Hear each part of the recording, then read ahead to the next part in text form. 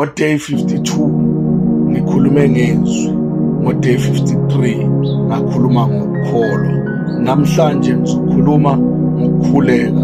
Awukwazi ukukhuluma ngokukhuleka ungakhulumanga ngezwi, ngoba izwi liyadala izinto ezingekho zibe khona.